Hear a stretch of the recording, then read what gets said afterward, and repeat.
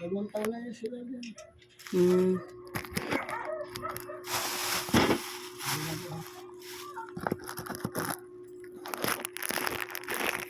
Wala ko pumunta sa Lumbang.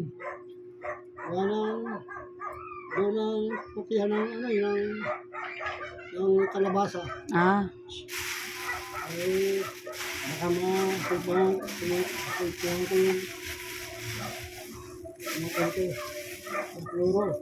Hindi ko po kasi kilala yung Floro na sinasabi Kayo niyo. po ba matagal na rin din daw? Taga rito po talaga ako pero hindi ko po... Marami po kasi yung naririnig na Floro.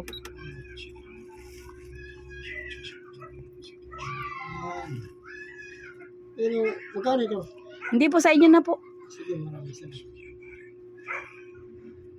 Ano kaya kung dito ko mamang si araw-araw ng kalabasa? Minsan lang naman po yung kalabasa ko. Alam ko Gawa ng tarlac pa po yung nagmumula. tarla? Magkano kuha sa tarla? 60 pesos po per kilo yan. Ano, 60. Ano, baka bukas makabili ako sa iyo. Ay sige po. Pwede ko po ibigay sa inyo ng 50. Sige. Ah, sige tayo. Bukas. Sige po. Araw-araw kami yung titinda eh. Ah, sige. Minsan kami dayo sa Infanta. Mm. Minsan ay namauban. Yate, Ay sige po tayo. ano ka na po pa? Ay sige po. Pasalubong sa pumunta. Ano ba?